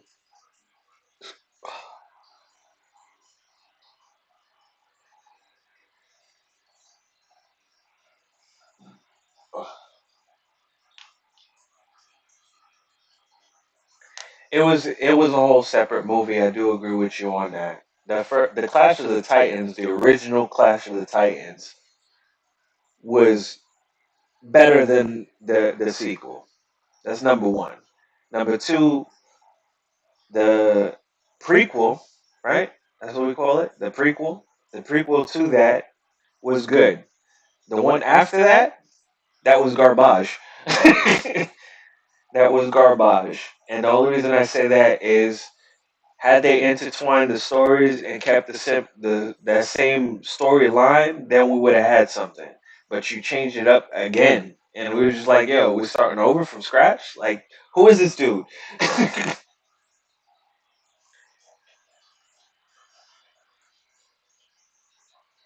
Are you telling me Pegasus had a son? What the hell is going on? I don't understand this.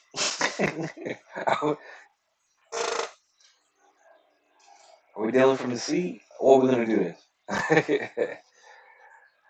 I feel this is a good time to probably wrap everything up. Um, to wrap everything up, we had very good perspectives tonight. Good conversation. Hopefully, people got information from this and are able to utilize the information that was given.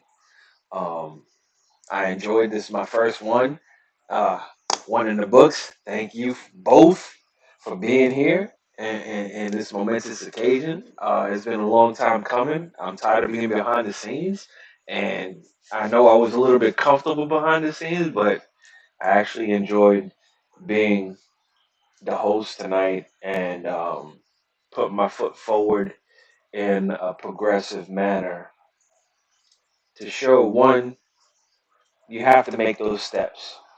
You have to be the person to take those steps. And two, finally hit a goal that shouldn't have taken me this long to get to.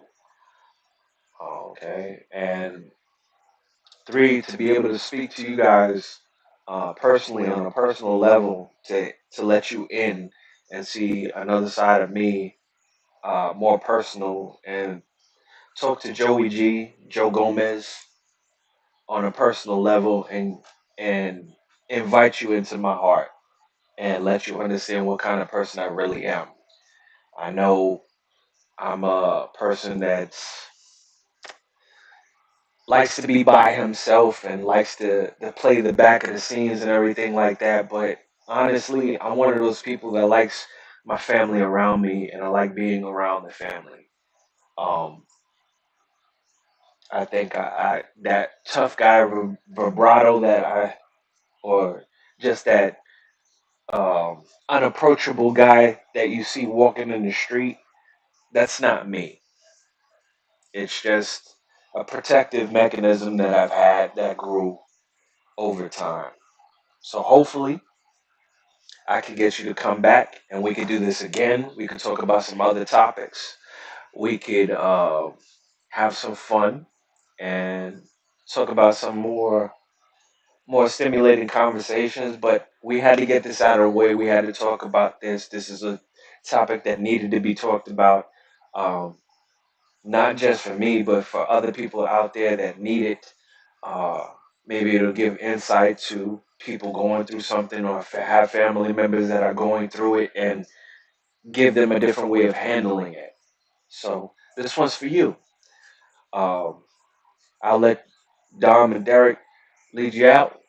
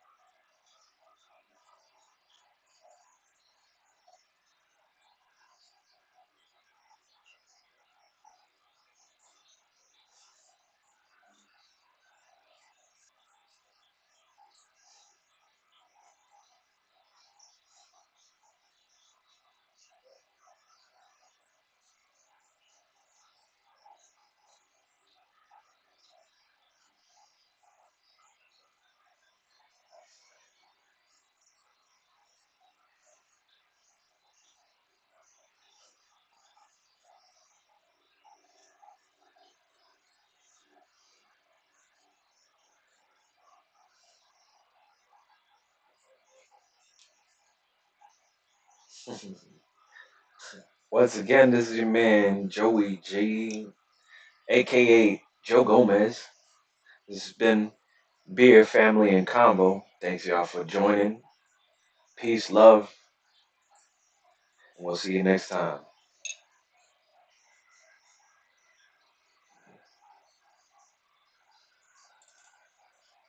All right, we out, bro. No. Give me a second. Let me use this bathroom real quick. I've been holding it in for a minute.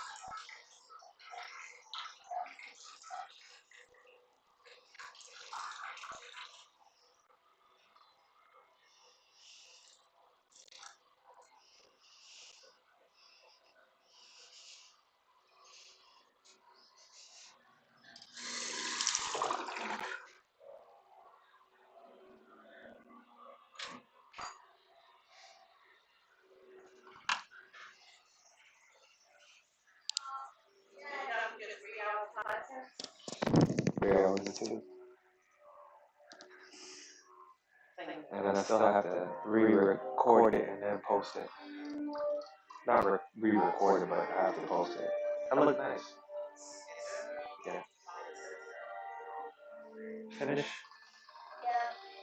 Mommy's finishing. It looks good.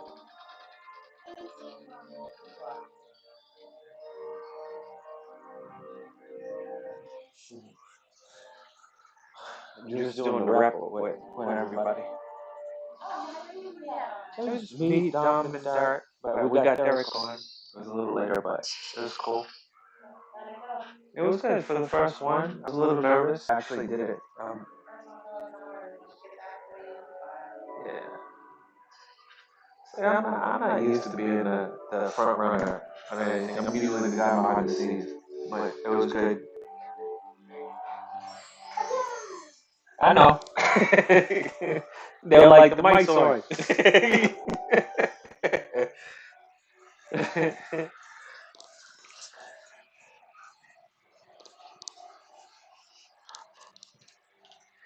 Nah, you good. You good.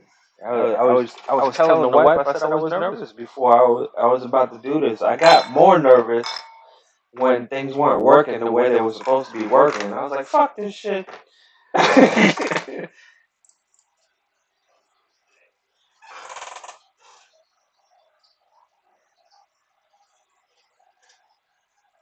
Yeah. And autocorrect. um, yeah, that was a good show.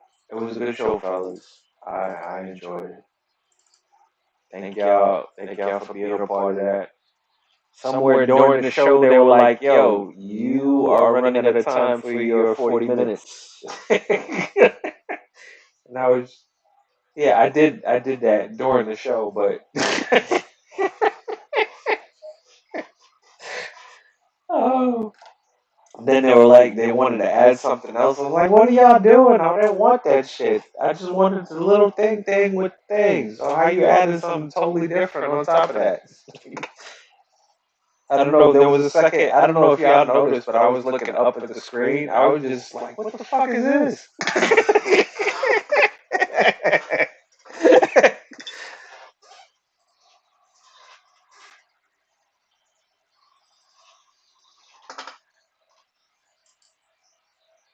It's all good because what I'm about to do is I'm about to hopefully I can take this how do you get this video? Yeah. Okay. So what I'm gonna do is take that and I'm gonna put it up. I'm gonna post it as soon as I'm done.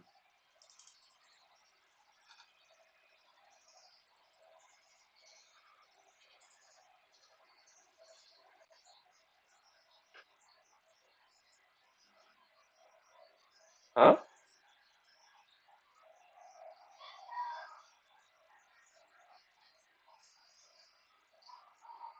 Oh, that's the other screen. My bad.